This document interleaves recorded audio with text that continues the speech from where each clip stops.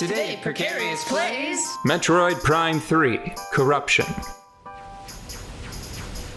Quick couple of points, right? Yeah. First off, there are some objects that the plasma beam can bounce off of. Do you see that? You're getting a double bounce. Yeah, and it's because it's bouncing from this... The interior of that to the interior of the other tubes up there. Yeah, so that's pretty neat. Not sure why it doesn't always bounce. I just wanted to point out, so I've been trying to think about nice things to say about this game, because I should point out that I think that this is the worst Metroid Prime title. Yeah, I'm feeling that. But the worst Metroid Prime title, I think, is still a pretty good game. Mm-hmm. Yeah. Yeah. So I've been trying to think of nice things to say. Compliments. It is difficult when expectations are so high and a product is like merely very good. Yeah, so here's something that's really nice about this game, right? Mm-hmm. I love the way that the plasma beam, whenever you fire it, especially whenever you charge it, it's a little hard to show you here because there's not enough space for it to really get going. It looks more like you're throwing a javelin of fire than shooting something. Yeah. Because it has like this two-stage effect where it kind of like gets tossed out and then it goes whoo, you know? Mm-hmm. So very cool. Very cool visual effect. Let me try to use morph ball bombs.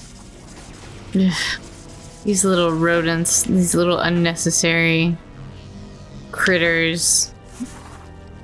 I think I mainly just disperse them with my health pool. Mm-hmm. Ew.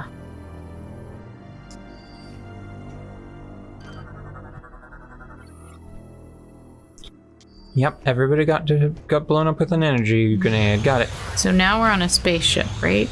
Yeah, it's a pretty clever reapplication of the opening stage. You know? Like, this is the little scanning room that we went through before. Oh my god, I did not. Yeah, this is all recycled assets. Like, see, like this is just one of the side halls that got like smashed into by the cool space pirate boarding party before. And down there is like where that one fellows flew out the windows and right. Still bothered by that, but yeah, that seems unrealistic. Did we talk about that already? I think so. I mentioned that I was disappointed in my it was split disappointment between myself and the game, because there's just like a little button like up here somewhere that you have to shoot and it closes the hatch. Oh wait, there's enough space here so I can show you what I mean. The animation, yeah. So see how like it expands after it's been fired? It goes pew pew. And it has like pew, pew. that long trail. Yeah. Like, hold on, let me try to hop to the side. Well, it looks like you're firing plasma. Well, it's like the length of the projectile, which is really visually interesting. Mm-hmm. Like, one of the strengths that Metroid Prime has over other less fantastical first-person shooters. Mm-hmm. Also, hold on, briefly, that's another problem where a lot of the nice things that I could say about this game, like we've already said about the first two Metroid games. Yeah, like how the original title is so much... This went from 2D to 3D in a way that I think is really successful. Yeah. I don't know how many games went from 2D to 3D really successfully without a whole bunch of weirdness in the middle. A huge number of them worked it. Yeah. I mean, I think Mario did a pretty good job, right? Mario famously did a very good job. Like, I remember, like, the little... Is it Lakitu on his little camera cloud? Yeah, to sort of rationalize why, like, the change in perspective. Yeah, which was cute. Yeah, it's very good. Castlevania... It's a perfect example of some real thoughtful... Like, evidence of thoughtfulness, right? Castlevania has been reappraised. Some people are trying to say now that, like, no, Castlevania did a good enough job going to 3D. I don't quite buy it.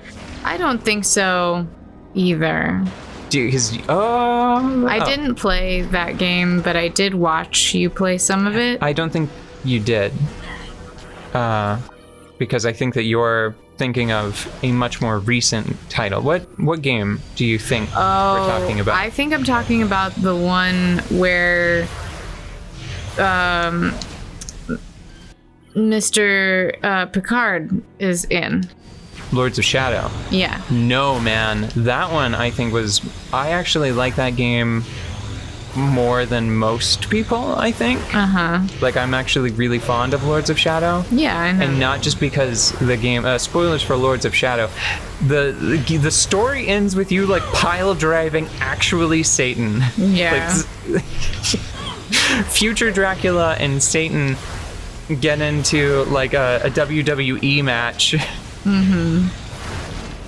And Dracula wins. I mean, and that feels very... It's Castlevania. No, it doesn't. It's stupid as hell, and I really like it. Oh, and just fighting Dracula isn't already stupid. And fighting death, like all the death boss battles, like you always fight death at some point. Yeah, but you don't suplex Lucifer. It's not actually a suplex, but you don't pile drive. I think you do pile drive Lucifer.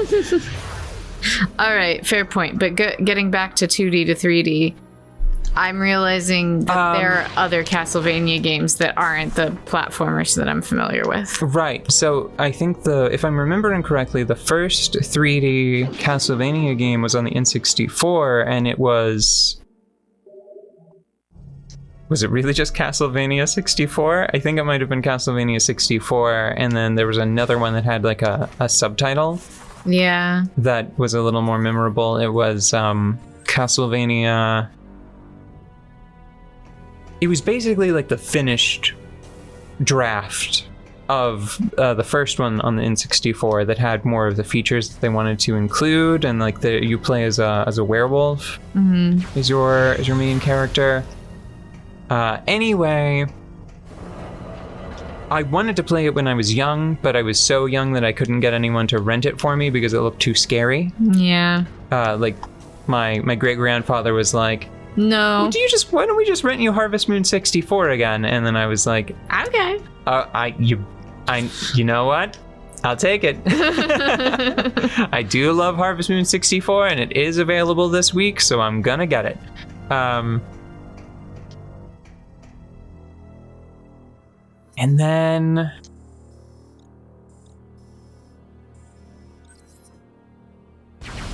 I don't know.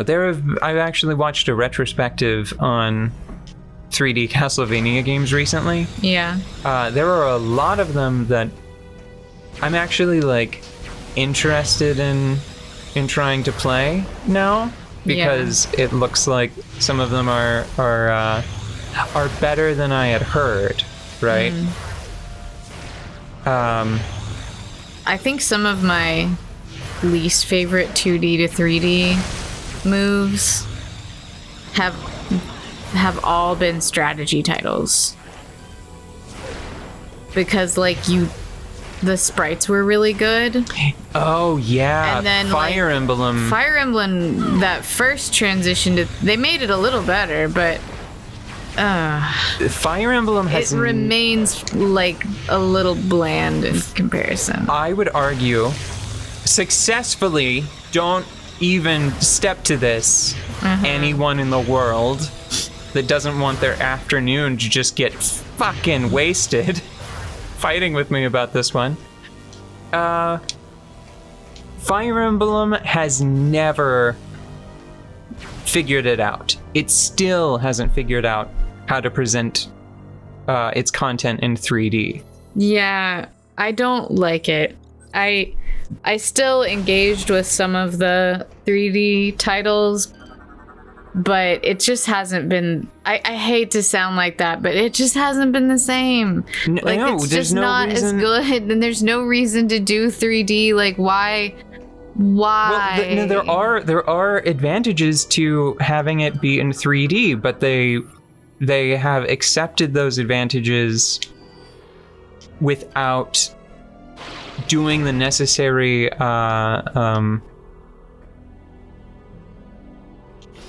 work to preserve what was good about the 2D presentation. Yeah, like when things like the Naruto fighter exists.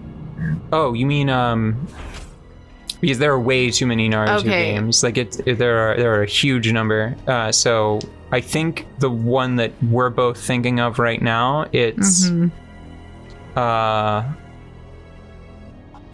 one of the Ninja Storm titles. It was one of the Ninja Storm titles. And it's just like, well, that looks like aesthetically super good.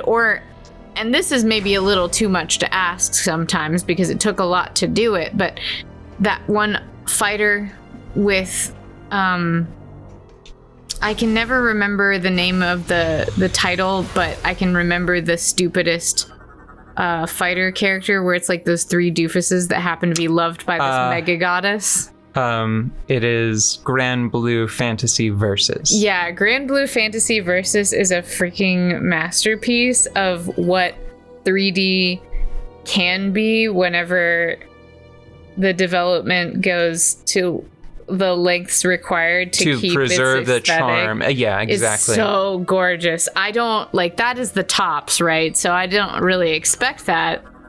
But at the same time, like they don't try. Like I've been left with the impression that the developers for the Fire Emblem franchise, they think that they are acting justly.